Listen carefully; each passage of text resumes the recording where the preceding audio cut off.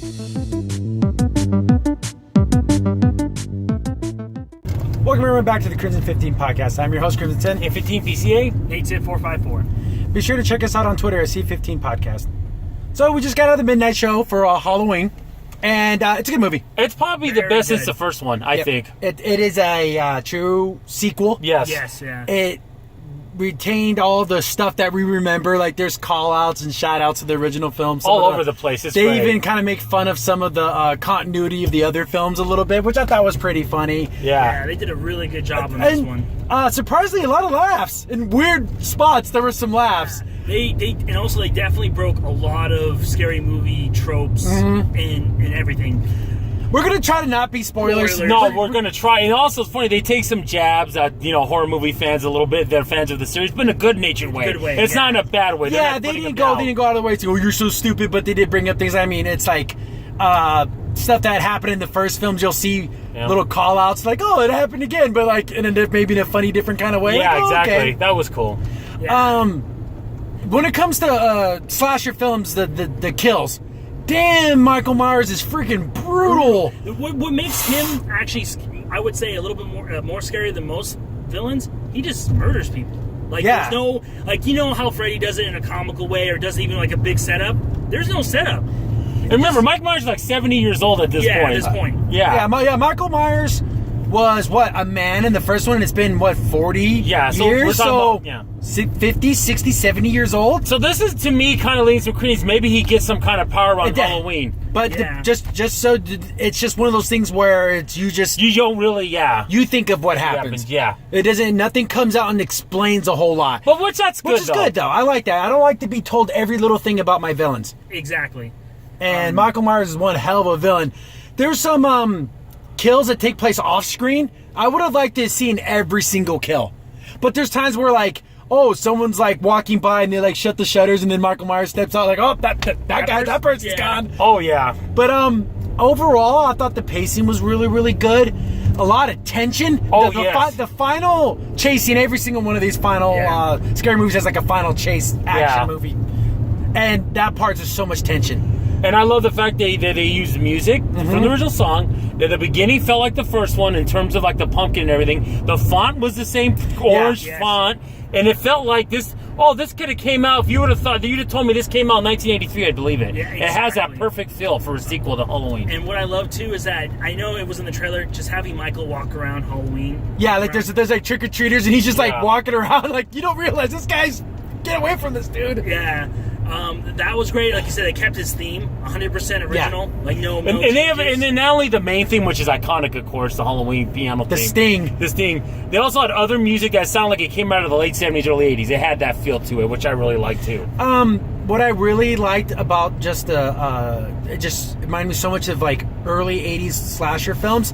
A lot of still shots. The camera's like looking at nothing. Oh god, Michael Myers back there. I know he's back there. Oh, nothing happened. You bastards! A couple times I close my eyes and I don't like the long pause. It bothers they do a lingering shot like out the window. You're thinking, oh, he's gonna pop up. He's gonna, and then like sometimes he does, sometimes he doesn't. And it's that classic horror.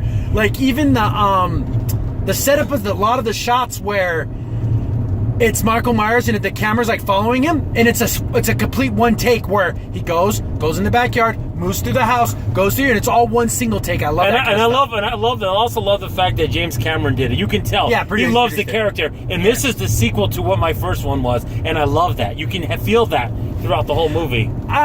The story, the setup, how everything happens, it's believable. It makes sense. Like, okay, that's why this is happening. These people wanted to... And it's a good thing they did a good job, too, with the cops and everything. Like, the original cop, he was in it. Yeah. He's in this one, too. It feels like I don't want to talk about the story without spoiling anything. There's one part, believe me, you think it's going to be really horrific, but, rest assured, just like, it's There's a couple of moments where I'm like, oh, no. Exactly. But I was like, whew, okay. Man. Okay, it's just kind of like, I feel like... Well, there's a scene where I guess it shows that literally Jamie Lee Curtis, obviously, who played the main heroine in the first Halloween, this one, you could tell she almost destroyed her life. Her whole life was revolved around getting Mike Myers and waiting until he got a chance to get out. Yep. Yeah, it was... He killed her in a way that without killing her. Yeah. He stole her whole life away. without killing her. And it's sad because there's a touchy scene between her daughter and her husband, granddaughter, and they're at a restaurant and they're just talking, having a good time, And also she comes in like the crazy old lady. Here comes crazy grandma. Exactly.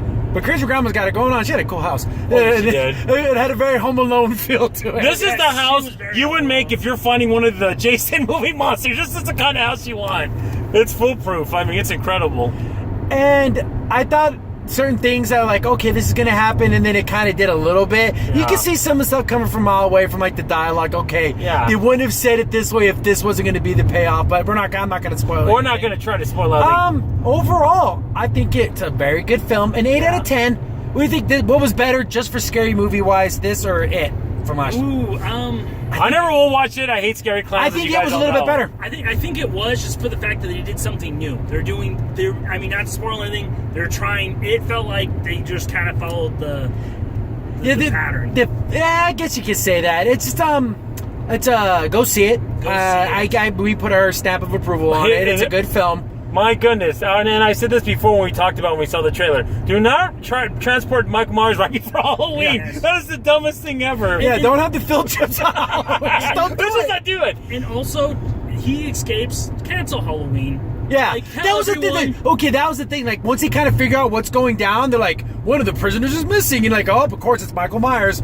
And yeah, cancel Halloween. Sorry, kids. This is like Jaws. Shut down the beaches. Get the hell home. Exactly. That's what she did to that neighborhood. Get out of here. He's here. Yes, that's one thing I was like, bugged me a little bit. I'm like, nah. And that's what makes it funny, though, a little bit. Like, think about it, like a town forgetting that. It's been so long that they're just like, oh. And it's almost an urban. That's an urban legend. Like, there's even a scene where they get callbacks to the kids kind of talking about it a little bit. Like, it's, there's this guy who did this, but it's so far removed from them, they don't even realize how bad it was. And one of the kids actually makes a good commentary. He's like, well, he killed 5 people. I mean, that's not so bad. And then he was like, what the hell are you talking about when you think about things like, terrorist attacks and like mass shootings and stuff? But they're telling him, no, it is bad. Yeah. Okay, it is bad. It's anytime an innocent person dies for no good reason, that's... Yeah, and when somebody goes crazy, and stuff. And then and the thing is, I liked the granddaughter. I thought she was good. She played believable well. as it. Yeah, she still loves her grandmother.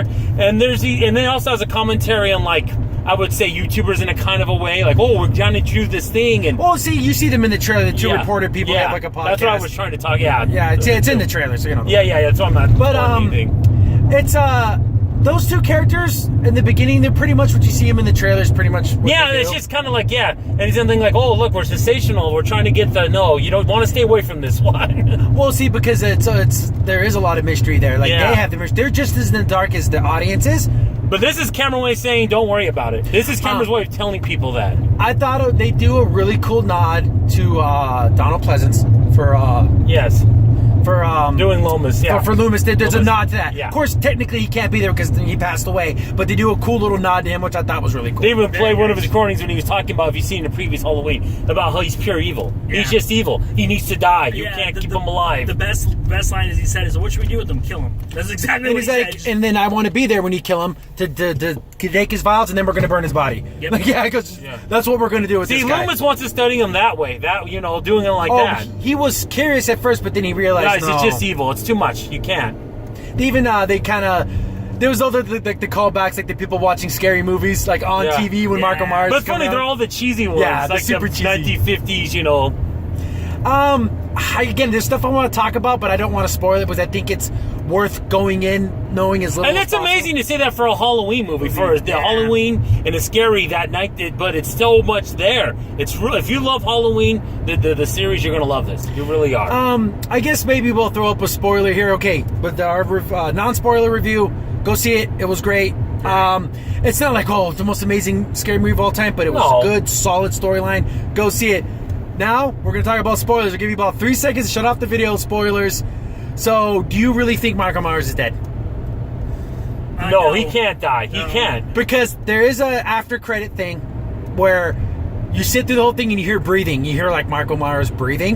And I'm like, look, that means he's still alive. But Come on, how did he live through it? They basically burned down the whole What damn house. it gets you kind of mad. They're rolling the credits, right? Is that they said there was going to be something extra, and that wasn't really. It's really Yeah, not. There was. I thought it was going to be like a real scene, you know. Yeah, like the camera comes back on, and you see. Or like I would have been something. What I would have shown is like two people doing the autopsy, and all of a sudden the body's gone or something. Like they turn around, oh, where'd he go? And it's something like that. But So basically, since we're in spoiler territory now, Lori basically lives out in the middle of the woods, and it's just like it's like her murder house. Yes. She has traps, guns everywhere. She's been like, kind of reminds me a lot of Sarah Connor in Terminator 2. She became like, I'm going to be a military chick. And I'm going to say this honestly, this is how you do a strong heroine, guys. Like this. Yep. With that. And there's like, because the reported people came and talked to her, they're like, why don't you go talk to Michael? You know, like, it'll be because he's still in prison at that time. Yeah. And she's like, no, I don't want to talk. Get out of my house. Yeah.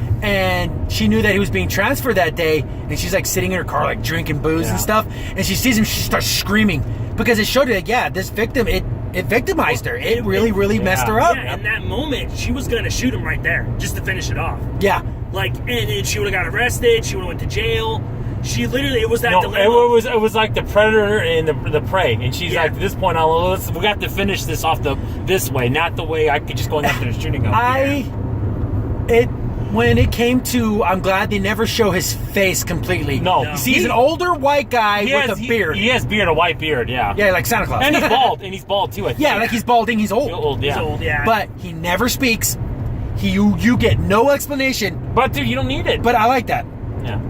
And because, like, why is he so damn strong? We don't know. He just is. And another thing, too, is that in order to get to talk to Lori, they gave her, like, $3,000, whatever. And she gives it to her granddaughter. I thought that was nice. Yeah, she took the money and gave it to her. My sister saw it with us, and she liked that part. That was nice. Yeah, because it's like, oh, Grandma gave me three grand. Yeah, boy. And then she's basically telling him, go to Mexico. Yeah, get away from this. Because she knew what was going down. Yeah. She just knew he was going to get away.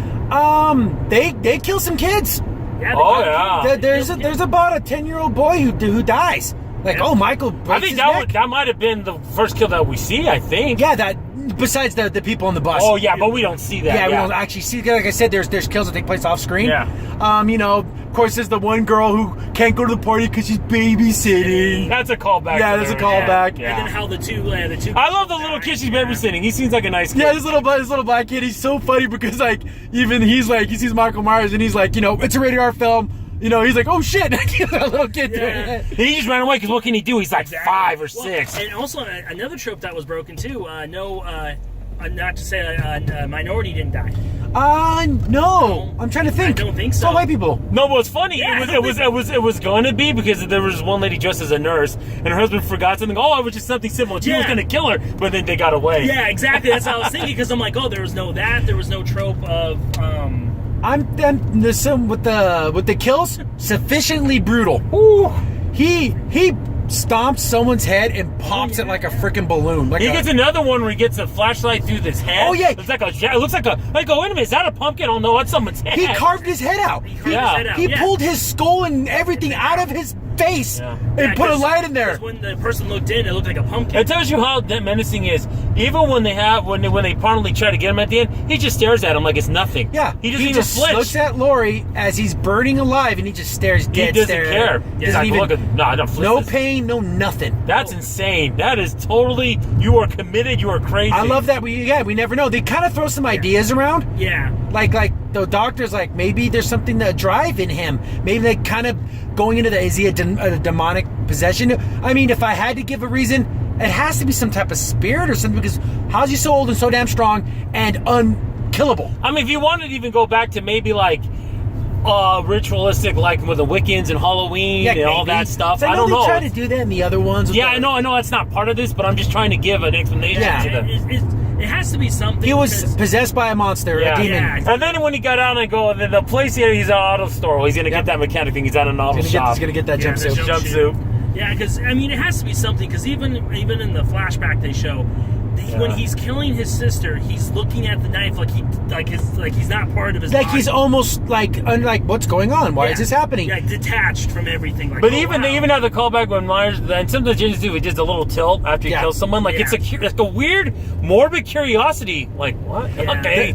There's a couple of times where Laure's like looking around and she sees Michael Myers like at a distance and he's just standing there staring at her. It's Yeah. like, oh man, he's freaking get away from this guy. And also another, sorry, I keep bringing up tropes. No sex scene, no sex kill. There was a makeout, fully clothed makeout session, but it gets I mean, interrupted. they basically say we're going to do a Harkins to the 80s, but we're not going to go there because it's not really about that. Yeah. I thought it was a really, really cool shout out to the fans, and it goes by really, really quick.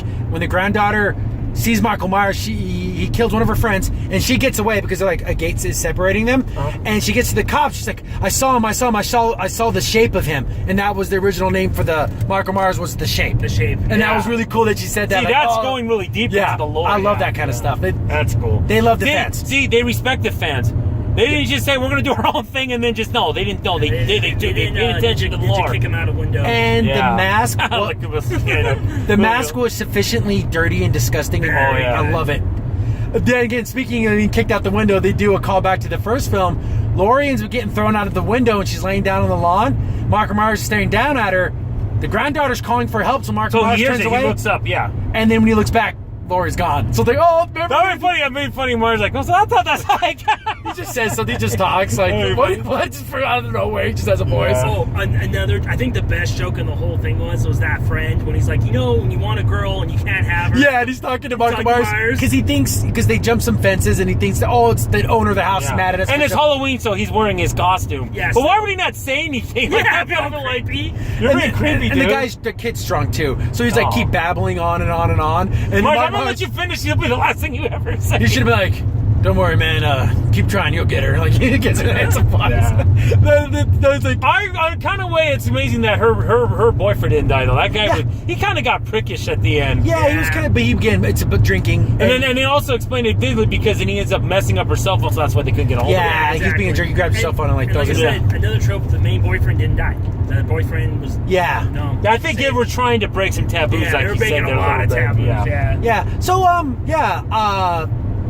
there's a lot of that tension in the final scene. I think it maybe it went on a little too long. Her like searching the house. I think it went on a little too long. And you know what? I was so into the movie, I didn't mind. But maybe if I like watched it for the third time. Because like she has like those shutter blind closets like in the first one, and she thinks he's in there because the last time he hid in there. She searches it. Oh, he's not in there. Then goes upstairs and like does it again. It's like again with the shutter blind closet. Maybe what I'm thinking of, maybe that was Trying to build the tension, I guess. But they did it twice. But another thing, they also get he shows a bunch of mannequins and they're all set up like, oh, I didn't lie, I was creepy. Yeah, like he went and did that. Yeah, he Yeah. did. What the hell, Michael? You're crazy. And then again, that explains maybe a little more mysticism because, like, you tell me he ran outside, got those mannequins, set them up, and then waited in there. Yeah, that was a weird little scene because the granddaughter's never been to the grandma's house.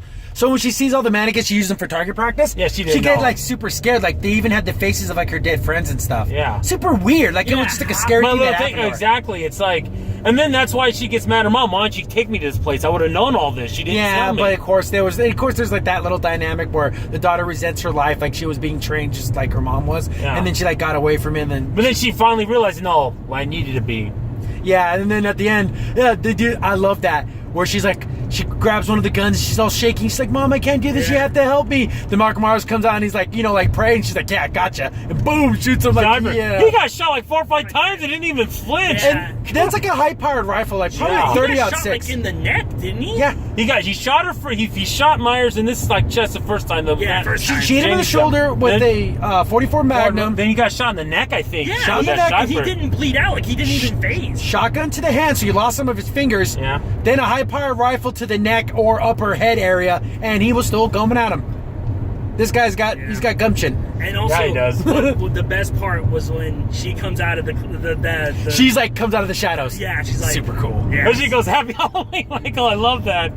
That was funny. And I loved it because they knew Michael. They knew, like, he's going to prey on your weakness. He's going to love the Look fact at it. that you say that. All 3 women and the whole situation was believable. How they Yeah. been there. It was all believable. It wasn't this, over the top. They were invincible kind of garbage that you Yeah, see they kind of now. got beat up, and Michael Myers is a strong dude, and Laurie Yeah. almost. There's a couple of times you think, "Oh my God, he's gonna get her. She's gonna." It was close. close. It was some close calls for Laurie. He even shot off his fingers. Yeah, too. when, I have to admit, when she was by the door, I thought that was the... Yeah, I'm like, "Oh, he's gonna choke her out." Yeah, I'm like, oh my gosh, she just failed. Like, All this preparation, everything. Yeah. But Yeah. we're gonna get a rough patch of road right here, so we're gonna wrap it up. again, lots of fun. Yeah. 80s slasher. You get your Yes. gore, you get your killing, you get your suspense. It's just like it And never again, went away. if you have a kid that's like 16, 17, Yeah, and you're worried about the nudity, it's fine. Yeah, you just Yeah. see a little bit of boob, but it's fine. Yeah, it's old 70s. Yeah, it's nothing bad. No, the footage is from the first Yeah, film. yeah, it's it's not a 70-year-old woman. I would have ran out of theater. Oh, Jamie Lee Curtis. Oh, no, it's not. God no. So yeah, that's gonna. We give it all. It's a must see for 80s slasher fans. If you're not a big fan, I still think it's a good movie. And You'll you're watch it. You'll like it. You'll like it. So I've been your host, Crimson Sin. F18 PCA. Nick Tip 454. Thanks for watching, guys. See you later. Bye. Bye. Crimson Sin here. Thanks for watching and be sure to like, sub, and share. Also, for the most up-to-date information about the podcast, follow us on Twitter at C15 Podcast.